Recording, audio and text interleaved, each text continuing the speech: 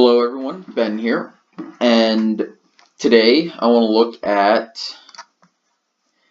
what the midterms are going to mean for 2020. So this is going to be the 2020 base, map. This is a 2020 map, and we're going to talk about it. And we're going to use the map I've got here and the map I've got here for the gubernatorial and Senate elections to show, and we're actually going to use these, assuming that my predictions are correct. And we're going to use those to talk about states that should maybe in theory be competitive, depending on a lot of factors. And of course here. So let's get rid of any state that has two Democrats as its senators, and we'll have a Democratic governor. So that would be the entire West Coast, and these are states that I'm going to mark as safe for the Democrats. That would be Hawaii as well. New Mexico.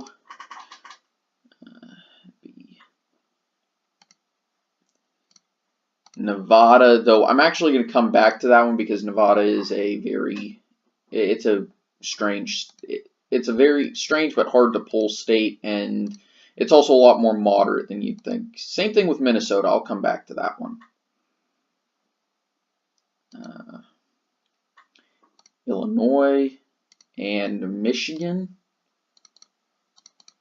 though I want to come back to Michigan as well. So states that I'll come back to in terms of states that have three. Okay, that would be Virginia. I'll come back to that one. Actually, New York, New Jersey. Okay, so pretty much all these states except for Vermont. And that's one that we will talk about.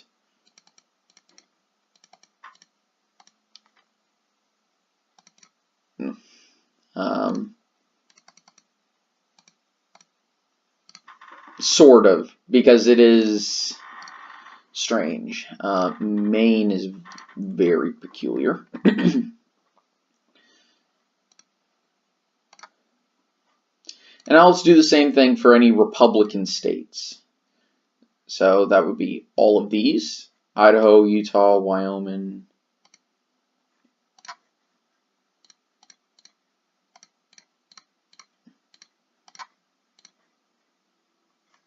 That would be Texas.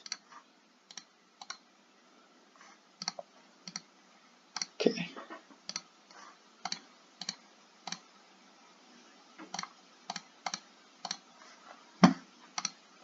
There we go.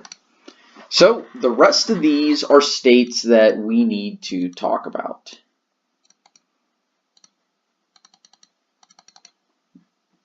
For some reason or another.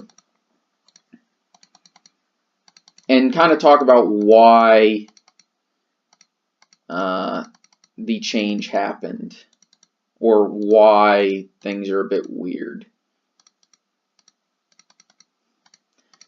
That is a lot of votes that are just kind of strange. So let's look at, actually, apparently I forgot about Alabama. Well, actually, let's go ahead and start with Alabama and Louisiana for that matter. And West Virginia, because they're all kind of in the same situation, just with different areas. West Virginia is the only one of these where the Democrat was elected on their own strengths rather than their opponent's weaknesses. You look at the governor of Louisiana, John Bel Edwards. He was voted in because people were very dissatisfied with Bobby Jindal, which, to be fair, they probably should have been. He's also the perfect fit for a Democrat from Louisiana. You go to Alabama, Doug Jones is probably going to lose his re-election campaign in 2020, but he was elected because people really didn't like Roy Moore, and rightfully so. But, and Doug Jones is probably the only Democrat out there who, the only Democrat in the South who isn't what you think of when you talk about when you put him in with other Democrats from the South, except for maybe, who's the governor of North Carolina? I forget his name at the moment. So I'm actually going to put all three of these in the safe for Trump category. Just assume that I'm talking about Trump here when I say the Republicans. Let's just make it there. And it doesn't matter for, good God. Anyway. And let's also talk about Indiana and Joe Donnelly, who is really only there because he had a terrible opponent in his first Senate run, and if he holds on, which I'm expecting him to, Braun has not been the most inspiring candidate for the Senate. So it is entirely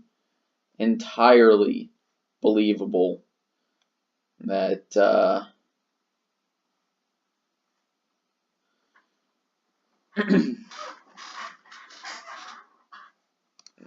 to put this in the safe for the Republicans category. John Tester has a very strong personal brand, and that's probably the only reason. Though, if you look at Montana's gubernatorial seat, you would think this makes Montana a Democrat-leaning state, but the truth is it's a very Republican state at the national level.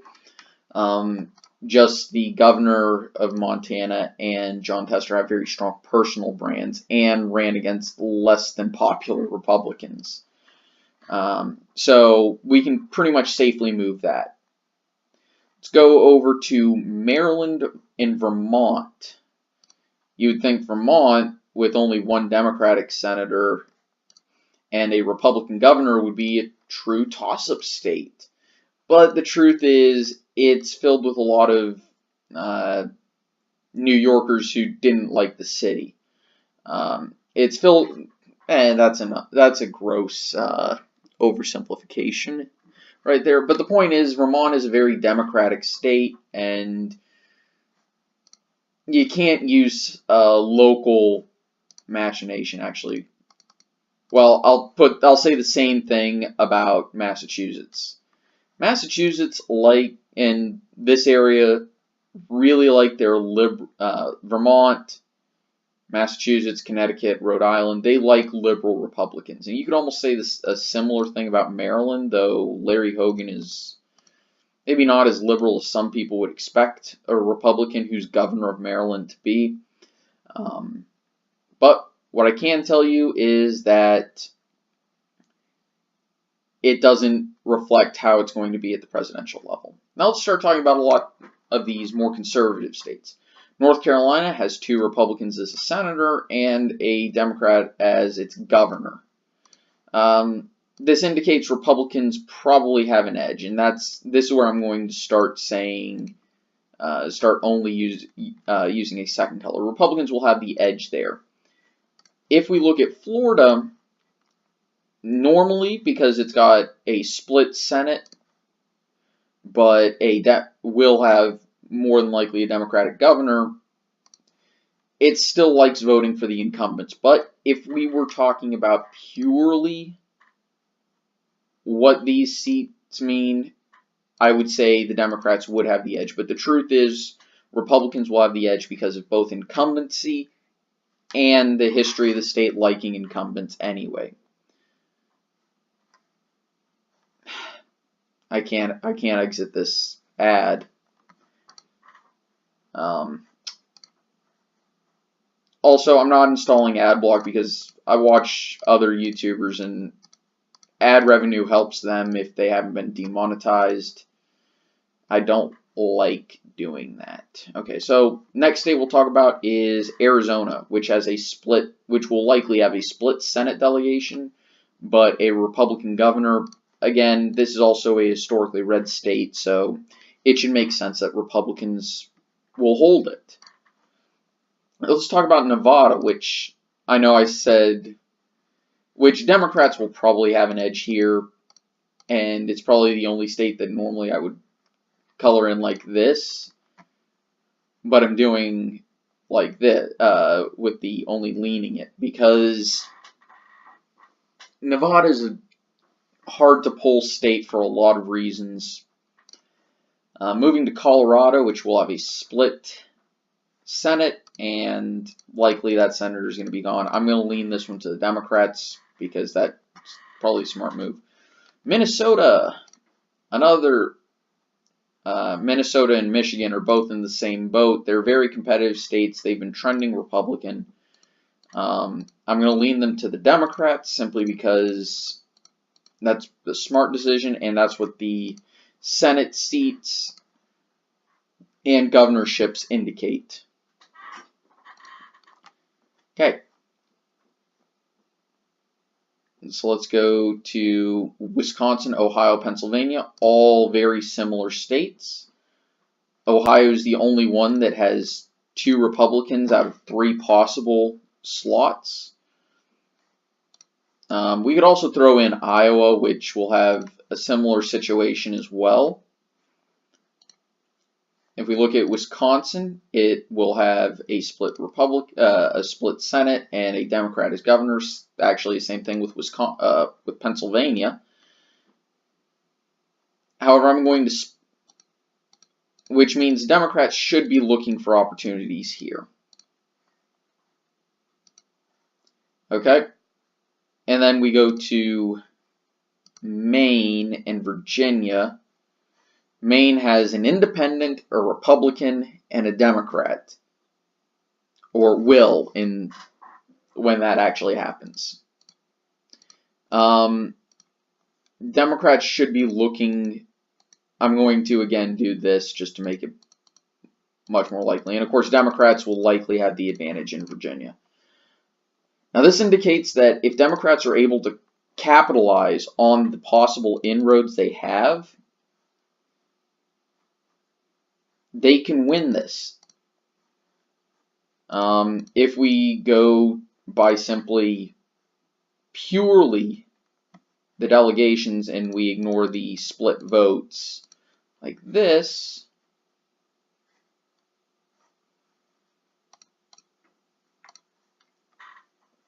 we would be looking at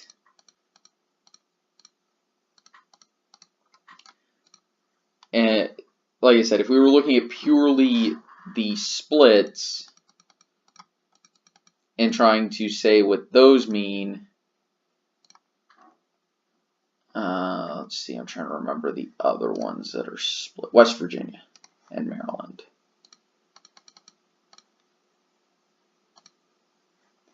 This is what we'd be looking at. But we also have to be realistic and realize that at the top of the ticket, Montana is going to be almost insanely heavily favored. Same thing with West Virginia in terms of voting for the Republican. Vermont, Massachusetts, Maryland, those are going to be safe for any Democrat, with a few exceptions. And Maine is just Maine. It's really weird. But interestingly enough, a very similar vote total to 2016, just flipped the other direction. Again, I would like to highlight that this is only using one bit of information, but it is showing you where Democrats can make inroads. Republicans can certainly look to make inroads in Wisconsin, Pennsylvania, Michigan, Minnesota, Nevada, Colorado, Virginia, Florida, again, Maine.